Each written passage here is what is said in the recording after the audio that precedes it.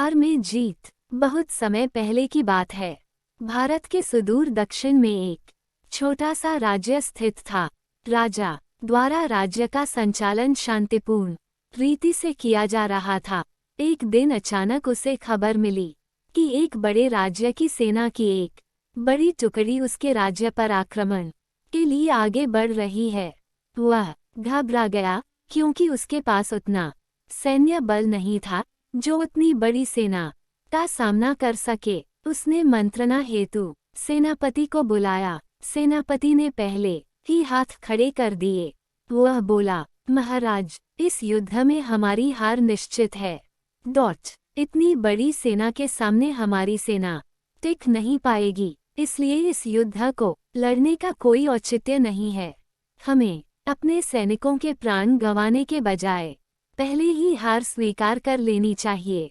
सेनापति की बात सुनकर राजा बहुत निराश हुआ। उसकी चिंता और बढ़ गई। वह समझ नहीं पा रहा था कि क्या करे और क्या ना करे। अपनी चिंता से छुटकारा पाने के लिए वह राज्य के संत के पास गया। संत को उसने पूरी स्थिति से अवगत कराया और बताया कि सेनापति ने तो युद्ध के पहले ही हाथ खींच लिए हैं।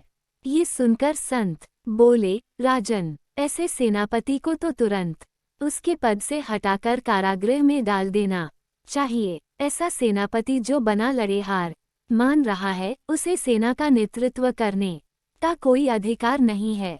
किंतु गुरुवर, यदि मैंने उसे कारागृह में डाल दिया तो सेना का नेतृत्व कौन करेगा?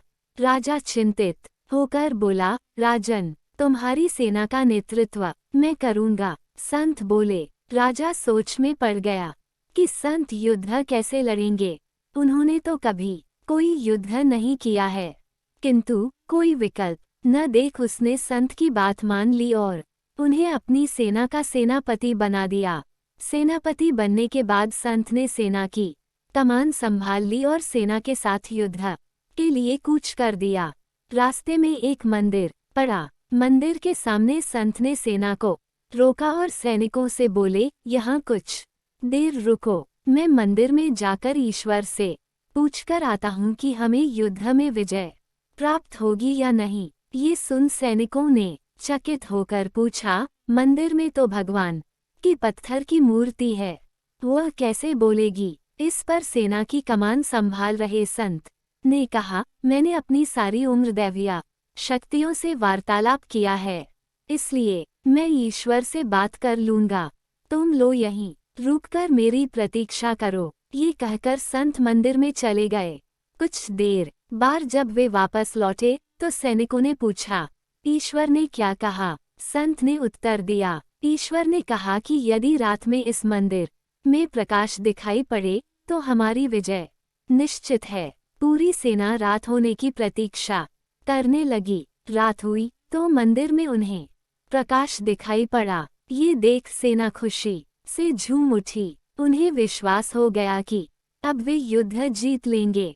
उनका मनोबल बढ़ गया और वे जीत के मंसूबे से युद्ध के मैदान में पहुंचे। युद्ध 21 दिन चला। सैनिक जी जान से लड़े, फलस्वरूप उनकी विजय हुई। विजयी सेना के वापस आते समय फिर वही मंदिर पड़ा। तब सैनिकों ने संत से कहा कि ईश्वर के कारण हमारी विजय हुई है।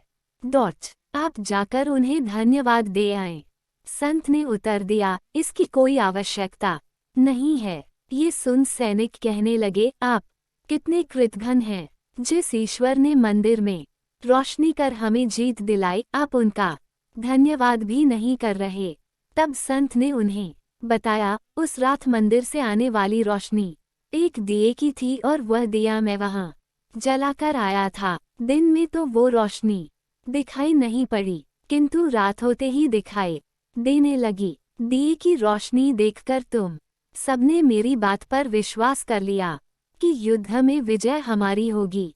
इस तरह तुम सबका मनोबल बढ़ गया और तुम जीत के विश्वास के साथ युद्ध के मैदान में गए और असंभव लगने वाली विजय तुमने प्राप्त की। सीख 1, खुद पर विश्वास रखें और परिश्रम करते रहें, विश्वास की विजय होगी। 2, हमारी सोच ही आगे चलकर वास्तविकता का रूप लेती है। इसलिए अपनी सोच पर ध्यान दें। सदा सकारात्मक सोचें ताकि सकारात्मक परिणाम मिले। धन्यवाद। अगर आपको ये कहानी पसंद आई हो तो वीडियो को लाइक करें, चैनल को सब्सक्राइब करें और कमेंट करें। Thanks for watching.